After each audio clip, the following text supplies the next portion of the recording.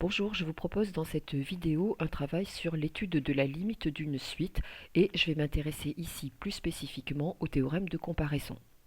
Je vais mettre en lien une vidéo dans laquelle j'ai déjà étudié des limites de suite et en fait dans cette vidéo qui est en lien, j'ai traité toutes les questions qui sont entourées en rouge parce qu'elles faisaient appel aux théorèmes opératoires et j'avais expliqué que pour étudier la limite d'une suite, eh bien, on pouvait faire appel à trois groupes différents de théorèmes: les théorèmes opératoires, les théorèmes sur les suites géométriques et les théorèmes de comparaison.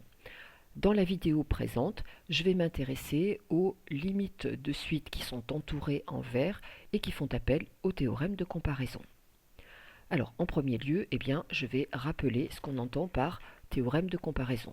Donc, on suppose que notre travail porte sur une suite UN dont on veut étudier la limite, donc le comportement quand n tend vers plus l'infini.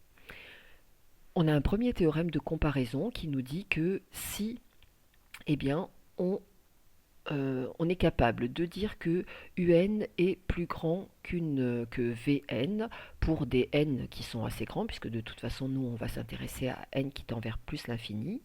Et si on sait que la limite lorsque n tend vers plus l'infini de Vn est égale à plus l'infini, alors, eh bien, très logiquement, notre UN qui est plus grand que quelque chose qui est déjà extrêmement grand, eh bien, on pourra en déduire que la limite lorsque n tend vers plus l'infini de UN est égale à plus l'infini. Voilà, c'est un théorème qui paraît assez logique. On a un autre théorème qui nous dit que si donc nos termes UN pour lesquels on veut avoir le comportement quand n tend vers plus l'infini, on arrive à prouver que pour des valeurs de n grandes, eh bien, ils sont inférieurs ou égaux à des termes Vn, et si on sait que la limite lorsque n tend vers plus l'infini de Vn est égal à moins l'infini, alors logiquement, donc vous avez UN qui est plus petit que Vn, qui est déjà extrêmement bas puisque ça tend vers moins l'infini, alors la limite lorsque n tend vers plus l'infini de UN, ça sera aussi moins l'infini. Et vous avez un troisième théorème qui s'appelle le théorème des gendarmes ou théorème du sandwich, qu'il ne faut pas confondre avec les précédents, et qui vous dit que donc si vos termes UN pour des grandes valeurs de n sont compris entre Vn et Wn. Donc voilà pourquoi on appelle ça théorème des gendarmes ou théorème du sandwich, parce que Un est encadré par deux autres termes. Et si on sait que eh bien, la limite lorsque n tend vers plus l'infini de Vn est égale à la limite lorsque n tend vers plus l'infini de Wn, et que cette limite vaut un nombre. Et c'est là qu'il faut faire attention. Donc L, c'est un nombre, donc 2, 3, moins 5, racine de 2, peu importe. Mais en tout cas, ce n'est pas ni plus l'infini, ni moins l'infini, puisque si c'était le cas, ce n'est pas le théorème des gendarmes qu'on va utiliser, c'est ou ce théorème-là, ou ce théorème-là.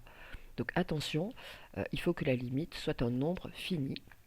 Alors, donc votre UN qui est encadré par deux termes qui sont très très près de ce nombre L, alors la limite lorsque n tend vers plus l'infini de UN sera aussi égale à L. Voilà ce qu'on appelle le théorème des gendarmes avec, attention, L doit être un nombre, hein, donc pas ni plus l'infini ni moins l'infini. Voilà, ceci étant fait, eh bien, je vais maintenant travailler sur les différents exemples. 1, 2, 3, 4, 5. Il y en avait 5. Vous pouvez reprendre l'énoncé. Et si vous êtes suffisamment à l'aise, eh bien, cherchez par vous-même les différentes suites que j'avais entourées en vert et qui faisaient appel au théorème de comparaison. Et puis, vous venez écouter ensuite la correction. Donc, il y avait la question 4 qui nous proposait donc UN égale 2n plus 3 moins 5 fois cosinus de n. Alors pourquoi on va être amené à utiliser les théorèmes de comparaison? Tout simplement parce que lorsque n tend vers plus l'infini, cosinus de n, ça n'a pas de limite, et donc les théorèmes opératoires ne peuvent pas fonctionner. Il va donc falloir travailler sur des inégalités. Et pour travailler sur les inégalités, je vous rappelle que vous devez connaître des règles et on va les revoir petit à petit. Donc il va falloir faire très attention. Donc on sait que pour tout n, eh bien, cosinus de n, c'est compris entre moins 1 et 1. Et pas à pas, eh bien, on va aller travailler sur ce terme un. Donc, on voit que ce cosinus de n a été multiplié par moins 5. Donc, première règle, quand vous multipliez ou divisez une inégalité par un nombre négatif, il faut changer le sens de l'inégalité. Donc, moins 1 multiplié par moins 5, ça va donner 5. Ici, ça va donner moins 5 cosinus de n. Cette multiplication, il faut la faire partout. 1 multiplié par moins 5, ça donne moins 5. Et attention, on vient changer le sens de l'inégalité. Alors, plutôt que d'écrire un encadrement comme ça, on préfère l'écrire avec le symbole inférieur ou égal. Et donc, ça revient en fait à switcher les quantités de place. Et j'écris exactement la même chose que ce qui est au-dessus quand j'écris ça avec le symbole inférieur ou égal. Qu'est-ce qu'on vient faire ensuite? On vient ajouter 2n-3, donc plus 2n-3, donc ajouter ou retrancher un même nombre à chaque membre d'une inégalité ne change pas l'inégalité. Donc on va se retrouver avec 2n-3-5, donc 2n-8 inférieur ou égal à notre terme un, qui est 2n plus 3 moins 5 cosinus de n, et qui est inférieur ou égal à 2n moins 3 plus 5, ce qui donne donc 2n plus 2. Voilà, et puis à partir de là, on va réfléchir. Et attention, donc là, on prend un petit brouillon, on réfléchit. Lorsque n tend vers plus l'infini, ça tend vers plus l'infini. Ça tend vers plus l'infini aussi. Et l'erreur consisterait à dire qu'on va utiliser le théorème des gendarmes. Je rappelle, le théorème des gendarmes, il faut que les encadrants, ceux qui encadrent un, tendent vers une limite finie. Donc là, ce n'est pas du tout le théorème des gendarmes qu'on va utiliser. On va aller isoler cette partie-là. Et on a un qui est plus grand que quelque chose qui va vers plus l'infini. Et donc, en fait, c'est le premier théorème que j'avais cité.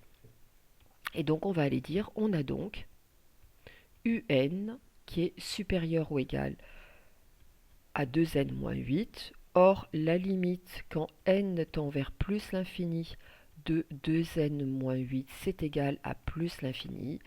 Donc, par théorème de comparaison, je vais écrire ça en abrégé, théorème de comparaison, limite lorsque n tend vers plus l'infini de un, c'est égal à plus l'infini. Et voilà comment on a obtenu notre limite.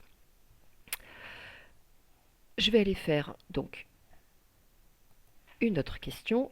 Donc, on avait une huitième question qui était un est égal à moins 1 à la puissance n sur n-4. Alors pourquoi on ne pouvait pas utiliser les théorèmes opératoires? Tout simplement parce que moins 1 à la puissance n, ça vaut soit 1 soit moins 1 et ça n'arrête pas d'alterner entre ces deux valeurs. Donc lorsque n tend vers plus l'infini, moins 1 à la puissance n, ça n'a pas de limite. Donc là, pour tout n, eh bien, on peut annoncer que moins 1 à la puissance n, eh bien, c'est compris entre moins 1 et 1, puisque ça vaut soit moins 1, soit 1. On va venir diviser par n-4, donc attention, quand on multiplie ou on divise une inégalité par une quantité, il faut s'assurer du signe de cette quantité.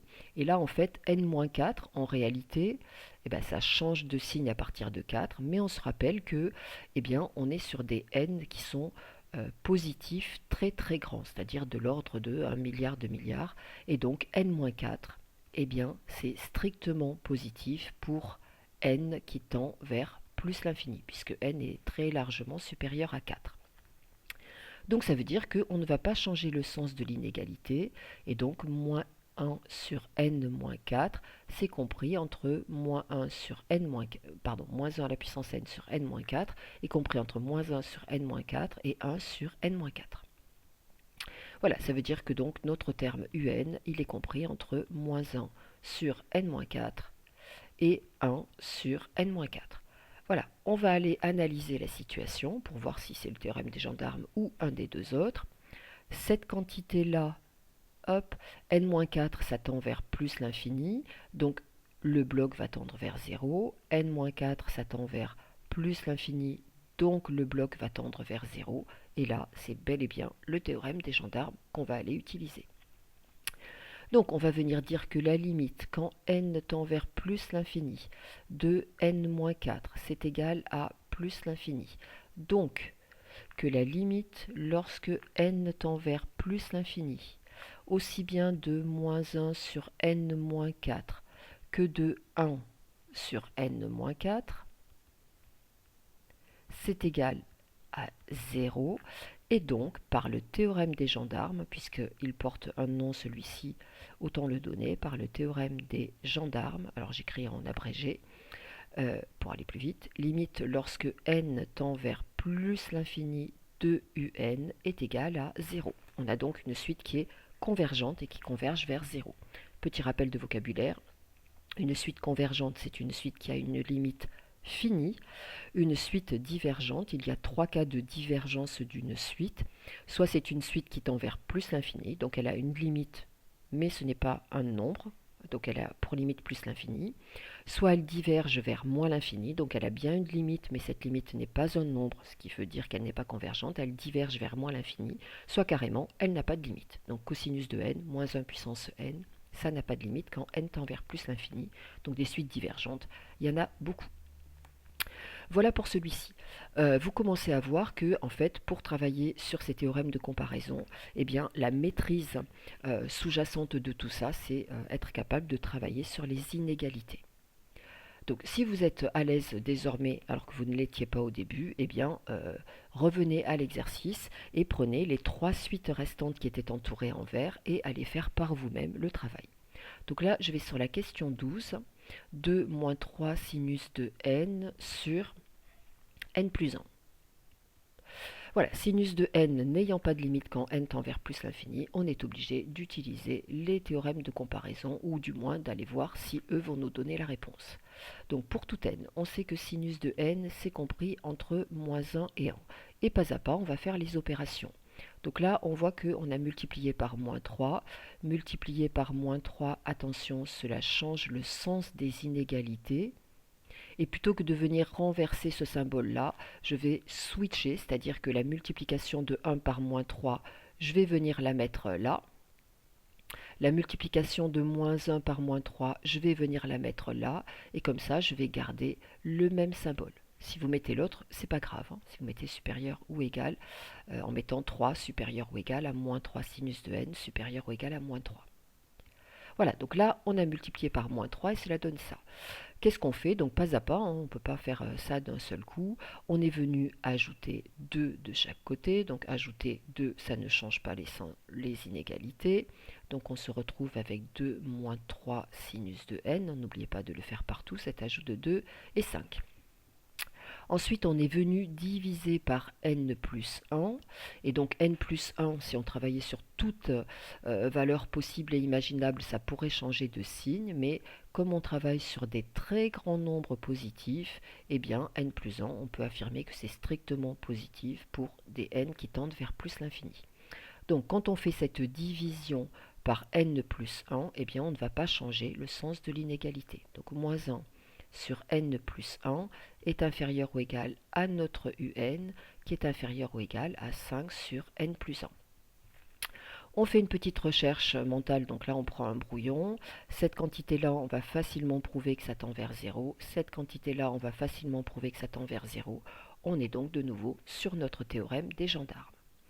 Donc pour l'expliquer, limite quand n tend vers plus l'infini de n plus 1, c'est égal à plus l'infini. Donc la limite lorsque n tend vers plus l'infini, c'est plus difficile à, enfin c'est plus long à écrire en fait que réellement le raisonnement lui-même. C'est égal à la limite lorsque n tend vers plus l'infini de 5 sur n plus 1, c'est égal à 0. Donc par le théorème des gendarmes, eh bien, notre limite lorsque n tend vers plus l'infini de un, c'est égal à 0. Voilà pour ça, il me reste deux questions. Question 16, donc bien évidemment si ça va trop vite pour vous, n'hésitez pas à mettre sur pause, à réécouter, parce que c'est un raisonnement qui est important et qui est quand même très très nouveau. Donc la question 16, c'était sinus de n moins 2n plus 3. Donc à cause de ce sinus de n qui n'a pas de limite, on ne peut pas travailler sur les théorèmes opératoires. Donc, encore une fois, pour tout n, notre point de départ, c'est de savoir que sinus de n, c'est compris entre moins 1 et 1. Et qu'est-ce qu'on fait? Eh bien, on vient ajouter moins 2n plus 3 de chaque côté. Donc, ajouter moins 2n plus 3, ça n'a rien de dangereux. Et on se retrouve donc au milieu avec un. À gauche, moins 2n plus 3 moins 1, ça va donner moins 2n plus 2. Et à droite là-bas, moins 2n plus 3 plus 1, ça donne moins 2n plus 4. On réfléchit un petit peu. Cette partie-là, elle tend vers moins l'infini. Cette partie-là, quand n tend vers plus l'infini, elle tend vers moins l'infini. Là aussi, surtout n'allez pas dire, d'après le théorème des gendarmes, le théorème des gendarmes ne fonctionne que lorsque les deux encadrants ont une limite finie. Donc nous, qu'est-ce qu'on va aller faire? On va aller extraire ce côté-là et travailler sur le deuxième théorème que j'avais donné tout à l'heure. N'hésitez pas à aller revoir. Donc là, d'un point de vue rédactionnel, on va dire, on prend la partie un inférieure ou égale à moins 2n plus 4. On met en place le fait que la limite quand n tend vers plus l'infini de moins 2n plus 4, c'est égal à moins l'infini. Et donc, par théorème de comparaison, donc là, il n'y a pas de nom à ce théorème, donc c'est pour ça qu'on reste vague comme ça. Par théorème de comparaison, la limite lorsque n tend vers plus l'infini de un, c'est moins l'infini. Et donc c'est un théorème qui paraît très logique. Un est plus petit que quelque chose qui est déjà extrêmement bas. Donc un tend vers moins l'infini. Voilà, et il me reste le tout dernier, la toute dernière question que j'avais proposée, qui est la question 19, qui était un égale 4 plus 5 cosinus de n sur 1 moins n. Et si vous la faites tout seul, hop, je vous dis déjà, méfiez-vous de cette partie-là, de ce 1 moins n. Donc, cosinus de n nous pose problème puisque ça n'a pas de limite quand n tend vers plus l'infini, donc on ne peut pas passer par les théorèmes opératoires. Donc notre point de départ va être de dire, comme d'habitude, que cosinus de n, c'est compris entre moins 1 et 1, et pas à pas, on va donner toutes les règles, et donc il faut y aller progressivement, et ces petites flèches-là, c'est le principe de la rigueur qui vous permet de démontrer comment vous passez d'une ligne à une autre. On multiplie par 5, multiplier par 5 ne change pas le sens des inégalités, donc tout va bien.